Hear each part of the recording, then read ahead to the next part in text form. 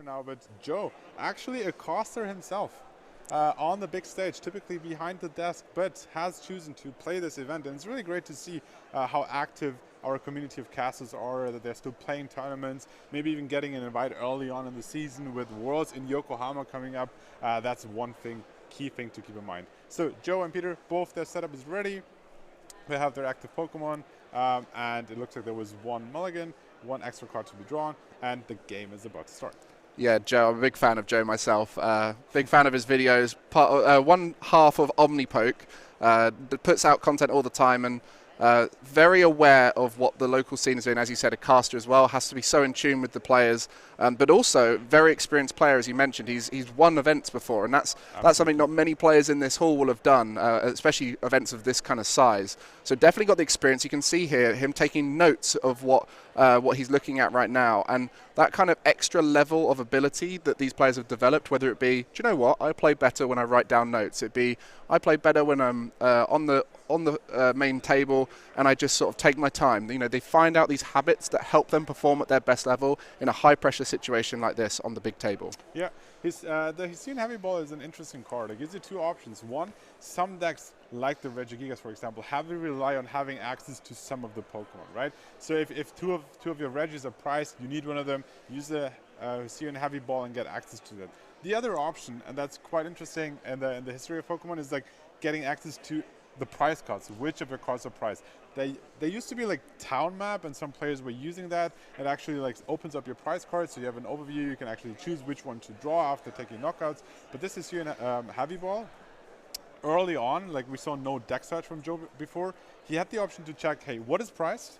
I know this very early on. I can take notes. I know what is priced from now on, and then I can go into my deck and I can save that the mental capacity to actually remember what is in my deck, count cards, and figure out what is priced. Yeah, and you mentioned a few examples, but of course now Radiance being such a big factor, only one allowed in the deck, all of them being basics. Great synergy there with the Hisuian Heavy Ball, and the secondary effect of I can check all my prizes being such a massive factor there, and Joe getting a good start there, getting the attachment and Arcues. That's all that's really needed at this stage. Got the Bidoof down. Something in this matchup that's really key is making sure you don't overbench stuff that you don't need to. Something like that Crobat is a tool to get you out of a situation, but one that you don't want to have to use here, because that bench sniping potential with the Sableye, and also the fact that they've got the Snorlax, which can hit for 180, a one prize taking out a two prize, is something he's going to have to think about and not want to give up too easily. But for now, Lost Box, all they're going to be doing is that typical flower selecting to try and get the items and the various cards into that lost zone and start getting those numbers up. Obviously 4 being the big starting point to get the Cramorant into effect, but then we've got a Mirage Gate or 2 in here, and that's going to need to get up to 7 into that lost zone. Absolutely, getting that early on. If he maybe also gets access to Color's Experiment to put 2 more cards into that lost zone, he would already be at 4. So that would be one option to keep in mind. Joe, of course, he needs that Arceus with the energy early on. If he can evolve that next turn into the VStar, he then has the option to go for a search, get 2 more cards, get his game ready. We talked about, you actually brought up the Radiant cards, and the Radiant Gardevoir is actually an interesting tech, especially in the Giratina maybe mirror match, where taking 20 less damage when Giratina has 280 HP and does 280 damage is a big role. However, playing against a single price deck with no Pokemon V, this card is not as relevant in this matchup. Yeah, and the meta right now, there's a lot of Pokemon that can knock out for full damage, right? You said 280. We looked at Palkia earlier today. That can take those one-hit knockouts on the V-Stars. And having that damage reduction and looking forward into Silver Tempest where we've got V-Guard energy, it is looking to trend towards that. I want to stop you getting a one-hit knockout rather than the tempo of I'm just going to take prizes as consistently as fast as possible. And we do see that Cramorant attack coming through. Spit Innocently has been activated thanks to the 4 Lost Zone cards there. The Lost Provisions activated then. So we see that early tempo from the Lost Box as expected from the Polish local. Yeah, absolutely. But Joe evolved both his V-Star Pokemon and his uses V-Star power from the Arceus, having access to any 2 cards from his deck right now. Probably going for that double energy, maybe a way to retreat. That's what we're looking at right now. And then has the option to take out a knockout and attach up to 3 energies to his Giratina. Yeah, this is the classic the way we look for 2 cards, you're always going to be thinking, how can I use my Starbirth most effectively? First of all, you hope you've got the cards in your hand, but a lot of the time you're just thinking, I want to get Arcues into the active spot, I need to power up with energy, and then from that point on, you've got everything you need to continue. And the escape rope will allow the attack on the Comfey, so reducing the amount of outs to flower selecting as well. So escape rope in that situation, more preferable. There is a switch and an escape rope in the deck, so that's where Joe has gone for that option. Yeah, and he plays down Path of the Peak. Once you have used your VStar ability, you no longer need these abilities, especially from Arcues and Giratina. You of course have your Crowbat that you can use, but you're in a very commanding position, so you might not need that as much. You don't want to use it. So it's almost like him saying, I don't want to use Crowbat. This stops me using Crowbat. Absolutely. And the other thing, and this might come down later in the game, Path of the Peak actually blocks that Radiant Charizard. Oh yes, of course. The big one-hit knockout option in single prize decks. There's some variation in the Lost Box, whether you go for the Radiant Charizard or the Radiant Greninja. In this matchup, the Charizard's a useful asset. It will help you get that final knockout with the choice belts that are available. So there is an ability to power it up though with the Mirage Gate, and the twin energies are available. So doesn't have to go down to the low prizes of 1 or 2 prizes to take that attack cost away. But 3 fire energy in there, something to manage when sending stuff to the Lost Zone. So a lot to think about here for Piotr. Yeah, we already seen 110 damage on that Giratina VStar, and if later on the game the Sableye is activated and gets to spread 120 damage or 12 damage counters, you might split that over the board to make sure that once your Charizard hits the field, anything is at 250 or below to be able to be picked up. We talked about the Mirage Gate getting up to 2 energies. Charizard, yes, takes less energies the more prize cards your opponent has taken, but if you have access to that early on, doing that heavy damage, especially against those V-Star Pokemon, taking those knockouts early on and not only when your opponent's down to 2 prizes is very important. Yeah, and the Radiant Gardevoir has not been revealed yet, so that might not be a factor that Piotr will think about when assessing the damage spread. And that 20 damage could come in later on when thinking about the attacks from your opponents. But it's one of those, it won't be relevant in this match called no Vs. I just remembered, because Charizard it's not a rule box, it's Vs, right? Yes. Yeah, I was thinking Charizard rule box, my bad. Yeah, you see that with Path of the Peak blocking rule box Pokemon, but then at the same time, there's the mechanic of Pokemon V as well, of course. Yeah, Loving Veil only blocking Pokemon V, so Radiant Gardevoir won't be relevant in this matchup. But the Flying Pikachu hasn't come out, so I think the approach here from Joe is not going to take into account the basics blocking. Absolutely. So it blocks basics from, does it block damage or attacks? It actually blocks him from attacks. So damage done by attacks. However, Sableye has an effect, so it won't be blocked by that. So yeah, you block that Cramorant, but not the Sableye. We see Sableye hitting the field, doesn't have an energy yet, and looking at the Lost Zone, we're currently at 6 cards. Actually 7 with that VIP pass. Yeah, so the start of the Mirage Gate ability to come through, that will open up access to the Snorlax and potentially the Charizard if they want to go down the route of powering that up more manually without allowing its ability to take over, which might be needed with the Path of the Peak. There is some Stadium Bounce potential from the Lost Box. We've got the Magma Basin. We've seen Lost Box have all sorts of different variations, and Path of the Peak has been a choice in Lost Box in the past, especially towards list that did well in America. And I think this list is a little bit more of the early list where the aggressive Charizard finish, and then with some new additions like the Snorlax to try and have higher damage output against Vs. Absolutely. I think considering Joe is playing against a single prize deck, he wants to make sure that he's attacking with Arceus as often as possible, because the second effect of that attack of Giratina V-Star is that 2 of your energies go into the Lost Zone. So if you attack quite often and you have to keep discarding those energies into the Lost Zone, you might eventually run out of energy. So having that Trinity Nova attack, being able to take knockouts easily on those single. Yeah, and as mentioned earlier on, the notes from Joe making it very easy for him to track his prizes as something I think he's done on stream as well quite a lot, and I think it sets a really good precedent. Some players can hold it in their head really well. There are some genius players out there, but again, as we mentioned in the past, on stage there's an added pressure for these players where everything you can do to stop you having to retain stuff in your head and overthink about things can really help you in those high pressure moments, and that comes with that experience on the feature tables. Absolutely, and keep attacking with the Arceus also allows you to charge up your Pokemon on the bench that if they eventually become active might be easily retreated because they have the energy attached already, or might become attackers themselves later on in the game. Yeah, so we're going to be looking now at the prize map as we start to get into the meat of this game. And the first prize was taken by Joe, which you'd expect with that Arcues, and I think he went first as well. So he's got ahead. He's taken those 2 prizes, but as we know, the trade into Lost Bot can be unfavorable because they get to trade 1 for 2. So Joe is just trying to tempo his way through this game, put stuff on the bench, make it as hard to finish off as possible, and make things as big and as bulky as possible. No big charms in here. Which sometimes features in Arceus decks now, just to try and help take the edge off of the damage. And I mentioned earlier about Cheryl being used across, I think it was in Singapore, they were using Cheryl a lot. It wouldn't work so well in this deck because you'd lose all that energy. But there is potential for different ways of healing that Joe has opted to not go for, going to make it potentially tougher for him to win that prize race. Absolutely. We see the colors experiment played, and Piotr actually takes his time to make sure that he's picking out the 2 right cards from that. And I think that actually gets the Lost Zone count up to 10 and activates his Sableye. One interesting fact, we have both Pokemon V-Stars at 110 damage, so they have 170 HP remaining, so Sableye alone won't be enough to actually take out either of these. However, since you have to take 6 prizes, which equals 3 Pokemon V, or V-Star in this case, it might be an option to actually go to damage one of the V Pokemon in the back, attack them twice, knock them out, and with the 110 damage, you can use the Charizard to attack both of these Pokemon and take both of them out. Yeah, and you see lots of powered up Pokemon on the bench there. The second Arceus, not evolved into a V-Star yet, but has got enough energy to be able to attack. They're going to be options for Joe to switch into.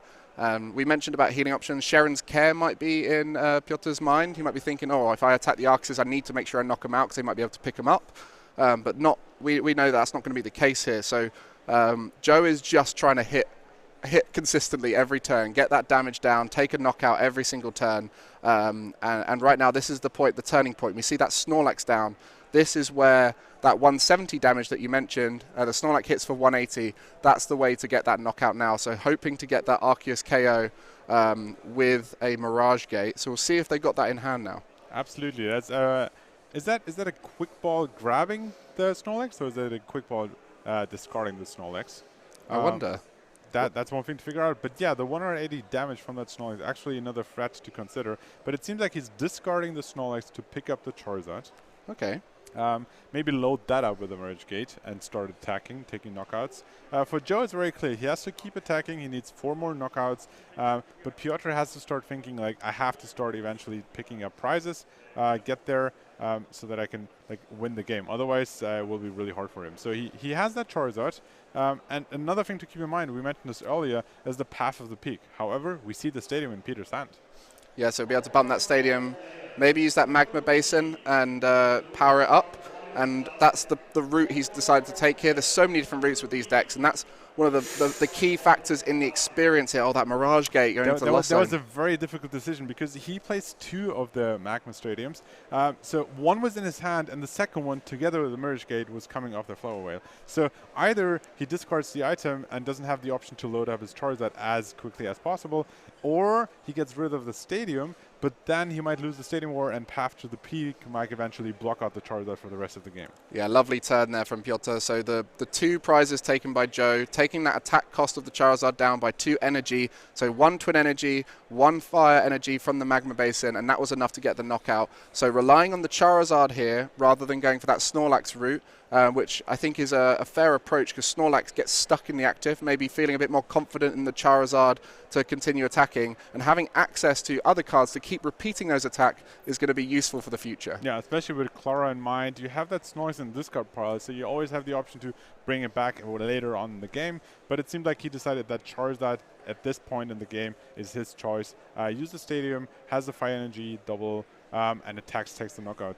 However, Joe, he had his whole bench ready, had the second Arceus ready, evolved that now, a full fresh one, no damage on it, 280 HP. And yeah, Charizard without any prior damage won't be able to knock that out. And we see the Path Marnie. We've spoken a lot about the tempo of this current meta and how missing a beat of one turn can be a factor in losing a game. We saw it earlier with the Hisuian Zoroark versus Palkia. Both players missing a turn that they were hoping to hit the target, and it meant that they were going back and forth. And this is another great example of that. Path plus Marnie can give you so many options. The only thing that the Path will be affecting here will be that ability to get another Charizard out easily, because the Magma Basin not only accelerates, but gets rid of that Path to activate the ability. So Joe really targeting the Charizard with that Path Marnie play. Absolutely. Of course, Joe doesn't know what Peter's hand was like, but with that Marnie and the Magma Basin in the hand, it's actually going to the bottom of the deck. So unless there's a way to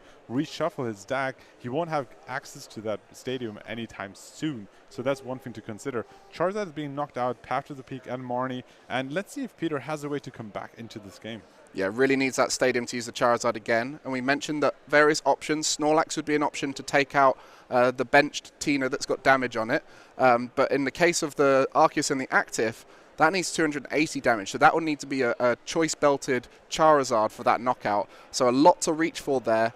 Thankfully, the Lost Box with the flower selecting and the on the Comfy does give you the ability to dig quite deep. But as we mentioned, it's right at the bottom, that Magma Basin. So going to need to find a way to shuffle as well as dig. Absolutely, absolutely. I think this might be a great turn to actually attack with Sableye maybe. Spread some damage over on the board. Prepare everything for Charizard to come and be able to take 2 knockouts. So if you do at least 30 damage on the active Arceus VStar, preparing the knockout on the Giratina VStar, which is also ready to attack with 3 energies attached at this point. So maybe spreading some damage and then getting Charizard ready for next turn. We see Mirage Gate played, and I think this energy only has one target, and that's the Sableye. Checking that, attaching maybe 2 energies, or just lying them out to check how many energies he has. But I think that might be one option here. Attaching them, attacking, and then being ready for next turn. I think the biggest bit of text on that Mirage Gate card is the "and shuffle your deck," and that will hopefully bring the options for the Charizard up, because that is the dream scenario right now, getting that Charizard back and being able to Magma Basin it. As you mentioned, Clara is an option to get it back. But this is the reason why Marnie is so good against Lost Zone decks. They get through a lot of cards, they build their hand up to a large size, and when you hit that Marnie, it takes away so many options, and then you start having to have those challenging Lost Zone decisions of what do you get rid of, and we saw one of those with the Mirage Gate and the Magma Basin. So there's going to be some tough decisions here, under pressure on the feature table as well, but getting the new flower selecting, hopefully some more dig here. Maybe seeing some useful cards from for that Charizard knockout, but this does not look like a good decision here. Uncomfortable. We actually see the choice belt, which would do another 30 damage, which would get up to that 280 actually. So keeping that, I think he has to. He has to. The money won't really help him here either. But yeah, he's got rid of it. So I think he's going to have to play through a longer journey now. There's no chance for that one-hit knockout with the Charizard, so he's going to have to take a slower, more disruptive route, so that Marnie might be useful now. Yeah. He's playing down another Comfy and going for the escape rope. Might bring up his Sableye, looking for maybe Giratina VStar ready to attack for next turn as an option for Joe to promote. And then, yeah, so it seems like very clear at this point that Sableye is attacking, spreading 100 damage, and then maybe for the future games, for the future turns, sets up that Charizard. Yeah, so Joe here taking his time, making sure those decisions are correct. Not fully aware that the choice belt situation leads to the full safety of his full HP V-Stars, but he might have an inkling after seeing those 2 choice belts in the Lost Zone that could put him in the safety net.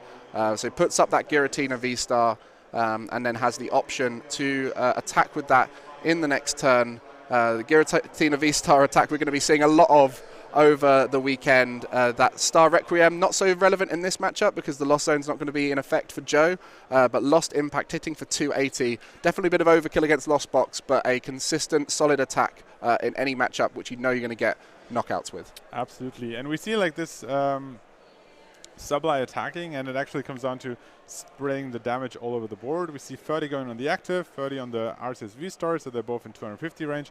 Considering that he was planning to attack with the Sableye, I assume you no longer needed the choice belt for any additional damage because you have the 30 spread out all over the place anyway. So yeah, that's one thing to keep in mind. Having that Sableye, you no longer need the choice belt. Having a second Sableye on the board, and then getting ready to attack. However, Joe down to 3 prize cards, taking 1 in the upcoming turn, down to 2, and then Peter has like 2 more turns, and he has to take knockouts back to back, or he will be losing this game. Yeah, the Arcues Tina archetype is definitely one that wants to try and avoid benching stuff that's not needed. And with Bibarel being the only single prize on the bench, it's quite safe from that Sableye because it's irrelevant to knock out the Bibarel except for reducing draw potential. But at this stage, Joe has everything set up so that Bibarel is going to remain there as a safety net for Joe if he needs to draw more cards. If the Crobat had been down or the Pumpkaboo was started or needed to bump a stadium at any point, then that's going to be where the single prizes might get targeted by Piotr. But at this stage, he just needs to get those 3 VStar knockouts to try and break down that full 6 prize composition. Yeah, it's interesting. We see the boss coming into effect, picking up the Comfy with the balloon. Picks up 1 prize card that you need anyway and gets rid of the balloon. So it gives you less switching options. He might still promote the other Comfy next turn, but he needs another switching card to not only use the ability, but then also go back into Sableye to attack. So reducing the options to either draw more cards or be able to retrieve. Retreat the Pokemon is a great tool here to keep your winning position. And we see actually great effect here. You have to discard 2 energies, but it's not 2 energy discards, it's 2 energies, which means you can use that double turbo energy. Yeah, 2 energy from any of your Pokemon. And the moment I found out about that when I was playing Arceus Giratina, I was over the moon because the amount of times you're worried you're not going to be able to reset that Giratina. And as we mentioned, that is a bulky Giratina right now. It has got 3 damage counters on it from that Sableye. That will be setting up the Charizard attack. But he's going to hope that Giratina can last into the next turn, hopefully with that path sticking and making the Charizard too tough to power up. We know the Mirage Gates are now used and have been out the game, 1 in the Lost Zone, 1 in the discard pile. And the Sableye still remains because Joe went for the Comfey instead. I think that's a sign that Joe is comfortable with the idea of Sableye attacking for the rest of the game. And right now, the dig is going to be for that Charizard.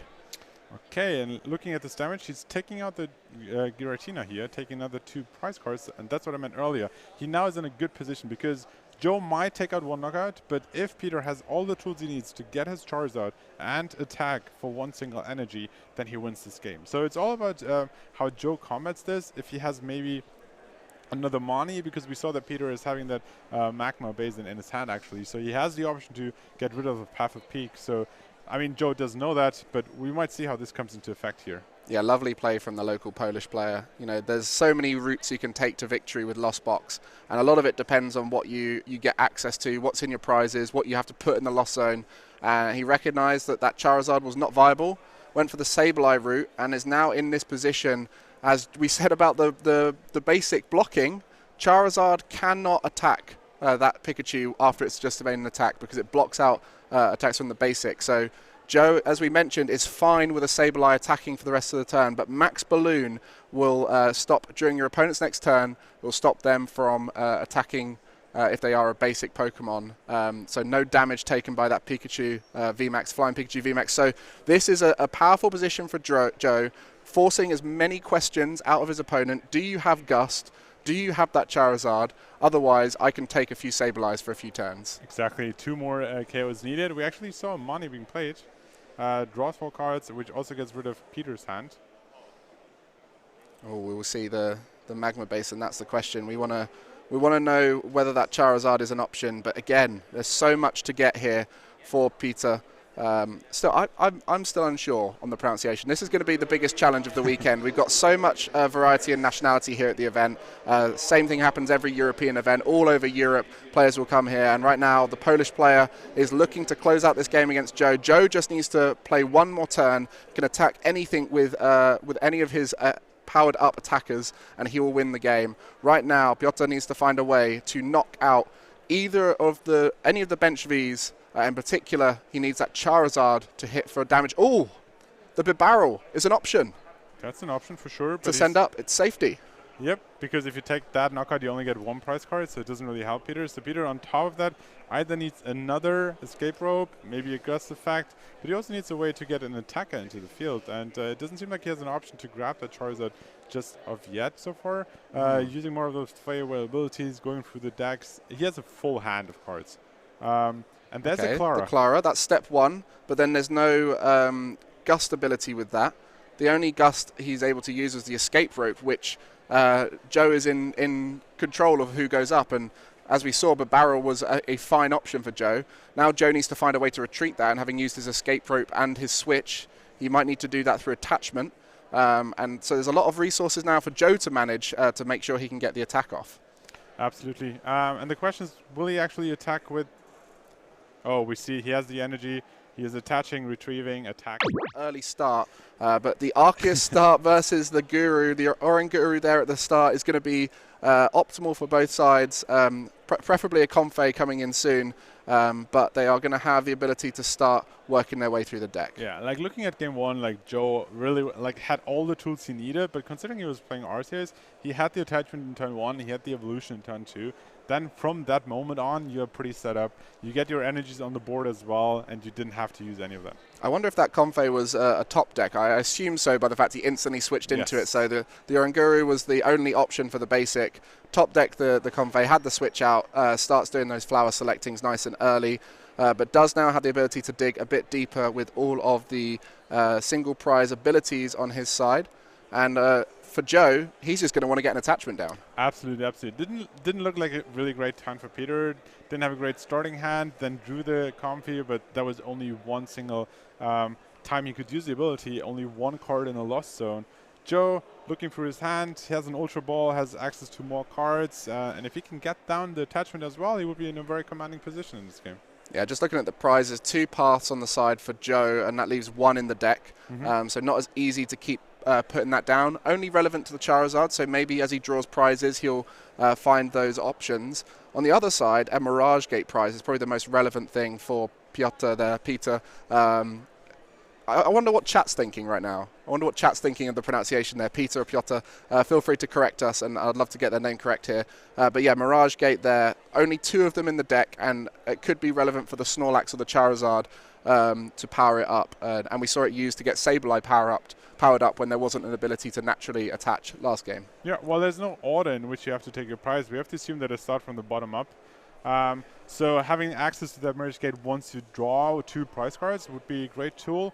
On the other side, Path of the Peak being rather to the top, Path to the Peak, and having only 1 option. I'm pretty sure that Joe is going through that deck, and he will probably take notes on what might or is definitely like priced in this game, taking his time here, and then eventually getting that Birel down.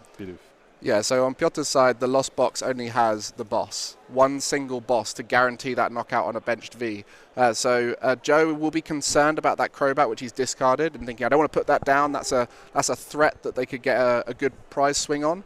But actually, the access to the bench, except for pushing with the escape rope and asking for them to move up themselves, there's not a huge amount of danger with Pokemon moving to the bench, and we saw Joe had a lot of damage just sitting on the bench last game, which was safe from being knocked out by an attack. Absolutely. We see Joe playing the Marnie, and the question is, will he get the energy attachment he needs for this turn? It doesn't look like he has any energy in hand, has a second Arceus, but not having that energy in the first turn like really stops you from setting up. Yeah, the Arceus, when evolved, does have the Trinity charge with damage, but if you can get the double turbo energy in your turn 1, you can start getting energy on the board, and it's not super key whether you get that attack off, but it's key that you get some kind of attachment, because you really want to be able to power up fully to start doing damage on turn 2. So Joe, I think here, has just decided to scoop, has recognized that's too slow a start, and this is that experience coming through, a player recognizing there's not enough time and just wants to go straight into the game. Is always a lot more nerve-wracking when you're having to make those tough decisions. What are you going to flower select either way? But look at that start for game 3. Joe actually attaches an energy to Bidoof and passes. Not like this. Joe is not happy right now. The body language says it all. And we know how easy it is to hit that 110 with the Cramorant for Lost Box. This is the dream situation for Piotr right now.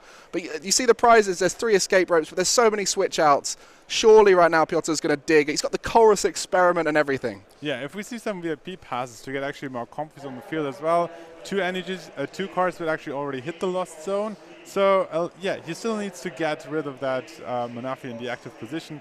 It is quite a few tools that you need, but it's not quite impossible. We see like 2 balls there to get all the Pokemon. So much search right here. That's a Comfey right there. And just a load of switch outs. They need 2 switch outs, and I think they've got it.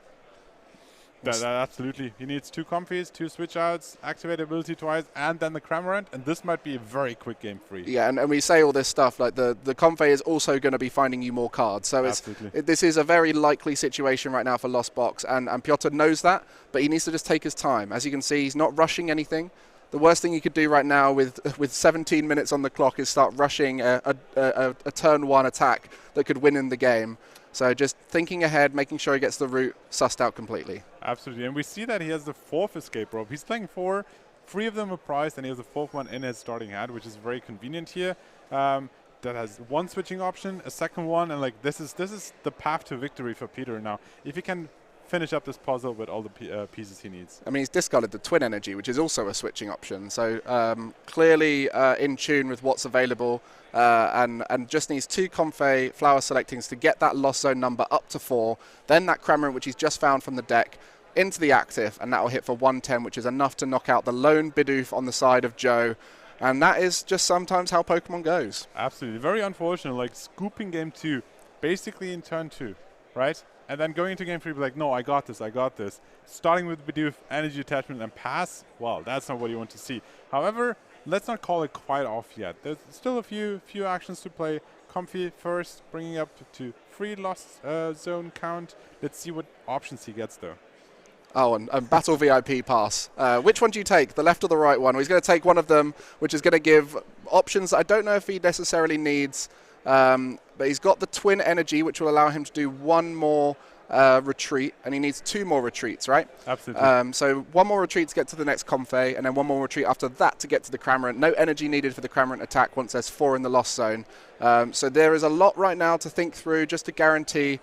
And let's just take a moment. Obviously, we talk about consistency with decks, and we've mentioned a few of the decks that are going to be doing well here at this event due to their consistency. And I definitely think Joe's deck is on the side of maybe not as consistent as the rest, except for once you get that Arcues VStar into play. It's that first turn that's so key for him. Yeah, I mean, if you look at the basic Pokemon, he has 4 Arceus, he has 2 Bidoof and 2 Giratina and 1 Pikachu, plus 3 more basics. So he has a lot of basics, but like obviously the Bidoof probably as a single Pokemon to have is not the best choice. So not having a second basic Pokemon and specifically ending up with Bidoof, very unlikely here. Not what you want to see. We see the first switch with that energy attachment. Needs a switch out through this. And I think the decision would have been made if it was there. So just a little bit of thinking required here. Maybe another option needed. What do we see there? It's a Mirage Gate going into the lost zone. So maybe Joe will get a chance to play his second turn here. Yeah, so it was not quite over just yet. He's missing the second piece to withdraw another Pokemon. He has a Quick Ball, but I don't think he has any Pokemon to get any extra cards. Oh yeah. Okay, just pass. Yeah, the Oranguru is also priced. Otherwise, he could have picked that up with a Quick Ball there, and then get access to 1 more card on top of his deck to maybe get the switching option. So I'm sure Joe is a little bit relieved there. However, like his starting hand was not great, and let's see if he can come back from that. He has a boss to stall out. Like let's see what. Okay, so he's just using that boss to thin his hand down. I think he bossed the other Comfey, so they didn't switch. Gives him another card draw from that Babaro with the Industrious Incisors. Well, I was sure that was going to go for the first turn knockout, but I think Joe was feeling the same way. He thought it was very likely, and unfortunately for Piotr, just didn't ever find that extra switch out. But this does mean we're now in a game where Joe is a little bit behind to start with, but the lack of attack, we're kind of back on even playing field, I'd say. Yeah. I mean, we see the Ultra Ball getting 2 more Pokemon, so at least like he's not in fear of getting donked here in that game. But still, like he needs an energy attachment on the Arceus, and he's like basically 1 turn ahead. And Peter got his energy, like his lost zone count to 4 already. If we see Caller's Experiment and more Comfey's action there, we might be soon up to 10. I've just seen there, he put that Flying Pikachu down straight away to avoid being donked, having extra Pokemon on the bench. He might have been thinking, I'm going to go down the route of my Flying Pikachu VMAX. and that would be an option to go for the force Sableye every single turn. None of their basics would be able to attack. But then now he's going through and checking his prizes, he'll be aware that that Flying Pikachu VMAX is actually in the prizes. So that option no longer available, so he's going to have to start thinking about other things. And the Radiant Guardi is coming down now, which definitely a unique approach. There is the ability to use the Psychic attack on there, because he has got Psychic Energies due to the Giratina. So he's going to be looking to go down that route and charge up that, thinking probably, well, they're going to get a knockout in the barrel, so if I can get that Guardi active, then that's another option to attack. But I think at the moment it's just scrambling for options after every option that he wanted wasn't quite there. Yeah, like Peter has to take 6 prizes, and with single prize Pokemon like the Bibarel, taking that knockout won't really help you, because you still need to KO 3 VMAX or like V Pokemon basically. You might hit a second single prize Pokemon, but even that Radiant Gardevoir has like 130 HP, so it's not quite in range of that Cramorant or even the Sableye. So these are like 2 things. Like if he keeps the Bibarel active and starts spreading damage, that would be one option. Taking the knockout, like, yes, gets rid of the drawing option of Joe, but it's not as powerful early on in the game. Yeah, Joe is a very animated player as well, and we can see based off of his reaction what we should all be thinking this game is going. Not looking happy. I wonder how much of that is due to the prized Pikachu, how much of it is due to the lack of energy attachment, how much of it is due to everything that's going on right now. But on the other side, what an experience, though, for a Polish player to go on the feature table and play, and he's playing very well. He's playing very calmly, making good decisions, and there's a lot of decisions to make with this Lost Box. So a great representation here for the Polish region.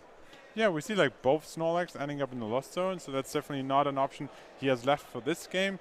But I think his Lost Zone is like up at 8. Joe's keeping track of us. Thanks for that.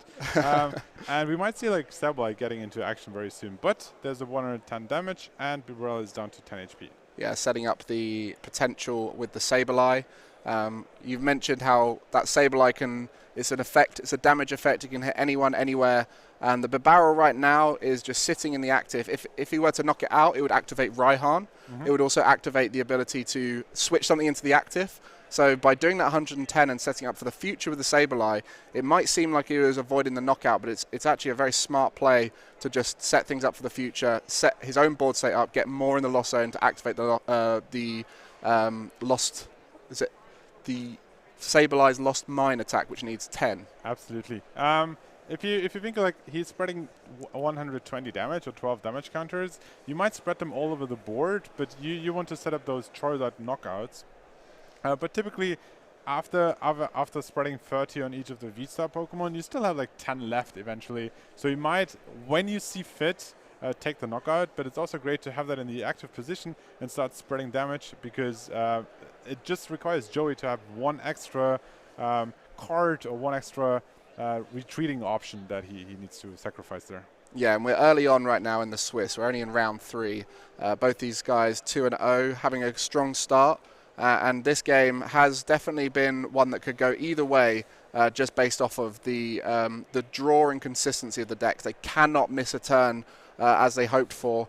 And the disruption on both sides is very effective at slowing down their opposition. Finally, we see Joe able to announce an attack. So he's going to be going for that Arcues V-Star, finally bringing out the Trinity Nova. And he used the Starbirth that turn as well. So no longer accessible for him in a pinch later on, but has everything he needs now to start making those attacks. But has it started soon enough? That's the question. A very good question. We actually see him charging up the Pikachu. You might be thinking, well, his Pikachu VMAX is priced. However, he has the Hisuian Heavy Ball to get that out. And oh, he takes it there. So the Hisuian Heavy Ball would have shuffled them up, but naturally taking it off the bottom there is perfect for Joe. Hisuian Heavy Ball only taking basic Pokemon out the prizes, so very good point. If he does that, he might be able to get that Giratina that's in there. But at the end of the day, Joe has hit that much needed prize. He's going to be happy about that. Luck's starting to go back in Joe's favour, but Piotr is still on a good rhythm here. Got the damage on the Bibarel, potential to knock that out, and of course having the Radiant Gardevoir there too will allow for 2 single prizes to be knocked out. So when that Sableye starts sprinkling damage around, the barrel's gone, and we might see something set up for the big one hits. Yeah, it's actually interesting in the attack sequencing that your attacks go off first before you draw your prize card. Otherwise, if you had like drawn the prize card first, you could be like, oh, there's my Pikachu, so I can charge up the Pikachu. This way, he had to charge up the Pokemon first, then draw his prize card. Very interesting how that came into effect here. But the Lost Zone up to 9 or even 10 at this point, Sableye activated, and let's see how much advantage he can take of that, because Joe only has taken 1 prize card so far. Yeah, Piotr has got damage, but only on 1 single prize, so the prize race is still in either player's hands. I think setting up that Charizard in the future is definitely going to be in Piotr's mind, but for now, he's going to be looking to dig deeper, and then, we're getting a Cramorant attack off now, which we said sets up the Snorlax in the future. We'll set up a Charizard, and we'll also potentially set up 2 Sableye attacks to eventually knock it out. Yeah, it seems like he was missing the tools to actually attack with Sableye, which would get you 10 more damage on the board, I suppose. But yeah, like still having damage on those cards, on those VStar Pokemon to take them out later on. We talked about the Snorlax, the Charizard, but slowly or surely the time comes into effect. Players might not be aware, but there's only 6.5 minutes left. Joe still has to take 5 prize cards. We saw how they went in the Regigigas mirror, where he like had to take 6 prize cards, but there was only so much time left and he couldn't finish the job. On the other side, Piotr, if he like starts attacking soon and takes those big prize cards, big knockouts, then he might have an option. But I see a very hard path for Joe. Speaking of path, there we go, the path of the peak down, and the Marnie played a classic disruption tool that's been in the game for a while now. It works much better against V-based decks because you get the blocking on that. The only card that's affected in Piotr's deck is that Charizard, so no longer accessible once Joe takes a knockout through the Magma Basin Twin Energy approach. But if the Magma Basin comes out, then that will be the ability to knock the path. So we're seeing a similar line to what happened in that game 1 of Joe starting attacks, disrupting, and just hoping that the rhythm of Piotr is disrupted and won't be able to get as much damage on the board as he's hoping. Yeah, there's a knockout on the Cramorant, taking the 2nd prize, getting 3 more energies out. It's a great tool. Like I think one thing which separates the good from the very good Pokemon in the trading card game is how flexible they are and how you can pair them with so many Pokemon and how they help you just in advancing in the game in general. Like Arceus, for example, taking your knockout but also filling out your deck, plus getting more energies into play. So many great options with 1 single attack. Yeah, we'll be looking forward to Silver Tempest. We've got Lugia around the corner. One of the great effects of that ability to search for special energy through the Archeops is, like you said, thinning the deck as well. And something that a lot of newer players might not recognize in these 2 decks is that ability to make that deck as small as possible, have as many options that you want in that condensed little pile you have left. With the Lost Zone, putting stuff in there that you don't necessarily need will start thinning the deck, and for Joe, energy out of the deck. So both these players starting to get into that game state where they can do what they want as long as they find it. Yep. We see the damage spread, so taking the knockout on the Bibarel, spreading damage on the V-Star Pokemon, and also some damage on the Radiant God of War to be able to then damage and take it out in another turn if wanted. Okay. Damage spread not quite done yet.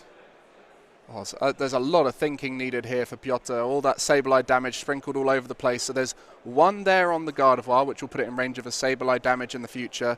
2 going onto the Giratina. I believe that's just because that was what was left over. Yep. But 3 on that Arceus V-Star, putting it in range of the Charizard without a choice belt. But the Bibarel is knocked out, and that will start that prize collection for Piotr. Yep, and the remaining also on the active, which is currently at 160, which is not quite enough for Cramorant to pick it up. That would be 10 short, but it is also in range of Sableye. We see another Sableye hitting the bench there, and if he has more energies in the future, he will be able to keep attacking, keep spreading 120 damage. But the question is it enough in time to take enough knockouts? Yeah, we saw last game the first game, Joe was just happy to let Sableye attack every turn. If you want to try and win the game by doing 120 damage at a time, eventually that will go in favor of Joe with the 280 hit points of the V-Stars. Eventually 1 turn will be missed and not quite enough to get the trade 2 for 1. At this stage, Joe has taken 2 prizes. We're going to start thinking about Charizard now. It's going to be on the mind of Piotr. And a lot of people at home will also be seeing that 3 minutes on the round in the bottom right corner. So Joe has to start racing through to get the the prizes, and for Piotr, he has to start sprinkling that damage as fast as possible, otherwise time might be the biggest factor here for him. Yeah, because Joe only has taken 2 prizes so far. If he takes the third one right now, Charizard still needs quite a few energies, so you will need that Mirror Gate actually activated. I don't know if there are any in the Lost Zone or in the discard pile, but that's one more tool. Looking at the hand, I don't see one quite yet. So there will be one option to keep in mind going into those last couple of turns. Okay, research. We see a research. So Joe digging for something, maybe thinning out the stuff he doesn't need. And we're going to start seeing that if he's in range of 2 prizes when time is hit, that will be enough. And the same thing for Piotr if he can get the knockouts in 2 turns.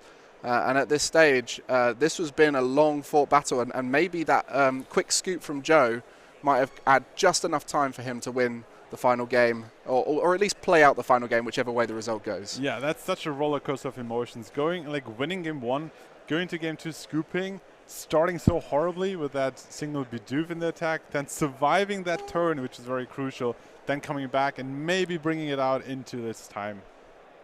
Yeah, so a big roller coaster of emotion for both players, and of those emotions heightened here on the feature table. And I think this is going to be one of those games which neither player has made any major mistakes. It has just been about that draw and having that consistent deck. And we mentioned that Joe's deck isn't as consistent as a lot of the decks out there. Once the VStar is down and you're able to start thinning through the energy and you're able to get those 2 cards through the Starbirth, then it's great. It's that start that can be a bit slow for Arcues builds. On the other side, Lost Box is just got to keep digging through the flower selecting and chorus experiments. Get stuff out of the way, put it in the Lost Zone, not worry about it then, and just hope you have everything you need on every turn that you attack. Yeah, but like another thing we haven't talked about enough is like the decision making with this ability. He had a switching option or an energy. He needs the energy to attack with Sableye, but he needs the switching option to bring it into the active. So it's like a hard decision to make. He's going for the money, hoping that he finds another switching option because he needs to attack. Yeah, and you said about the energies. You can only Lost Zone a few energies before you start thinking, I don't have any left. So there is options with Clara to get it out the discard pile, but no way to get it back from the Lost Zone. And with switching options, the escape ropes, there's 3 of them in the prize cards. So there is a lower frequency of switching options available. And so there is a challenging approach to getting the attacks off, but that Sableye attack able to be announced on this turn. So that takes another 2 prizes. The Arcues VStar that had a lot of damage on it, able to get knocked out. And so now we're starting to get into those final moments where either player wants to get ahead. And I believe that's, what's that token there? Is that time on the round? I think the players have now got a few turns to try and finish it off. Yeah. Let's see if Joe can take a knockout and before it goes to time to then use the extra 2 turns. If not, then it's really hard to draw 3 more prizes. On the other hand, Peter, he has maybe the Sableye attack into God of War to take a knockout and then get the Charizard for his final KO. However, it's not quite easy, especially if Pikachu VMAX comes into play.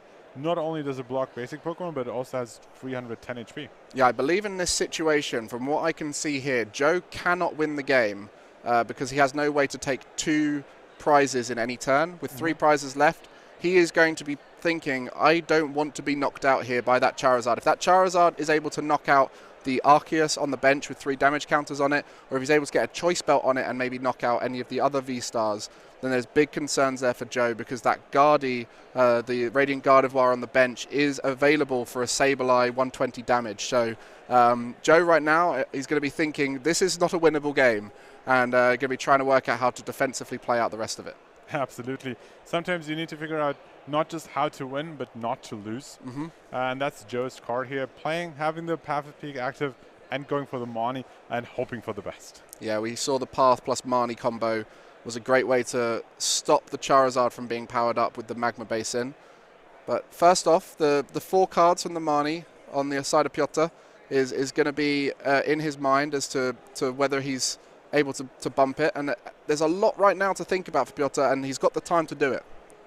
Absolutely, absolutely. Let's see, we obviously don't, it seems like the blue dice now is giving us information on how many turns are left. So this might be the first turn. Yeah, we'll turn go 1 back here. to Joe.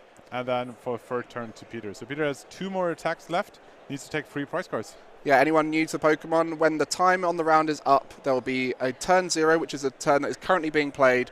Then you have 1, 2, 3. So both players will essentially get 2 more turns to win the game. And right now, Piotr's on turn 1. It will go back to Joe for 1, and then Piotr will get to close it out and try and win the game. And just based off of the way the prizes are right now, it's not looking good for Joe. A draw is the best case scenario. Absolutely. I think the clear option for this turn for Peter should be knocking out the God of War. And then maybe Choice Belt with the Charizard for the final knockout on either of the remaining Pokemon, except for the flying Pikachu VMAX. So if he has the boss option left, that could be one option. Otherwise, taking out the Guardian, the Radiant God of War here, and taking an escape rope most likely, which helps if Joe decides to promote their flying VMAX. Yeah, and I think right now we are seeing that Sableye in the active. That's the safe option there. The Magma Basin does come down. The Charizard is able to attack with that Choice Belt. If he can get the Arcues now, who's in the active spot, then that is going to guarantee the Sableye in the future turn. So you mentioned the Sableye now would be a fun option, but there are ways of Joe playing around that with maybe the flying Pikachu, blocking it out, the VMAX with too much HP. But this is the dream scenario to be able to attack with the Charizard. And I think he's just thinking through and making sure that is the correct approach. Manual retreat, discards that energy into the discard pile, has the energy in hand for next turn. So right now, everything to play for Piotr. Yeah, taking 2 more prize cards. It is an Orangaroo and an escape rope. So even if that flying Pikachu VMAX would be active with that escape rope, he would have an option to get rid of that. And to get into the Sableye. It doesn't matter where your opponent's Pokemon are. Absolutely. That Sableye in the active spot can hit any of them. Yeah. So I think Joe's plan would be to maybe knock out the Sableye, or maybe boss up a Pokemon and hope that it's stuck in the active. But considering all these Pokemon are retrievable with 1 single energy, and Peter has that in hand, it's quite hard. Maybe we can see another path to pick Marnie combination, but at this point in the game, the decks are so thinned out that getting 4 useless cards in your hand of a Marnie is not as likely anymore. Yeah, I don't know what's left in Joe's deck here. I mean, the flying Pikachu blocker at the front with, like you said, a boss to get something from the bench is the best approach. But we know the escape rope is there, which makes it a little bit tougher. I really don't see many options here for Joe, but he might be thinking he knows this deck better than any of us. It's going to be tough for him. Flying Pikachu, any options there? I mean, the other option would be, what about Thundershock? Paralyzing the active with a coin flip? I think that's going to be preventing it from retreating. However, we saw that Peter picked up the escape rope to play around that, but of course Joe doesn't know that. There's the evolution. Yeah, there's a lot of things Joe will be thinking about now. Does he have a switch out? Does he have the energy for attachment? Does he have the ability, if I boss something up, even if he's got a boss, that's a whole nother challenge in itself. So Joe right now is going to be drawing pretty much all of his deck. Yes. In fact, all of his deck here. So there is no extra turn, so he can't deck out next turn. Gets the path down. That will stop the Charizard, but as we know, Charizard isn't the only option here. Joe is trying everything he can to make this as hard as possible for Piotr.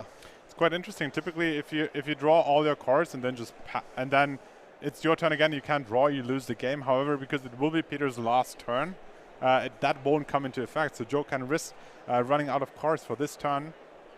I reckon he did that because he thinks he loves the idea of doing a rare situation, I should imagine, and obviously the smart decision to do here. See everything he has available, and it's now for Piotr to find an option. Gets the Clara, gets the Psychic Energy. That's going to be game. Sableye to knock out the Gardevoir on the bench.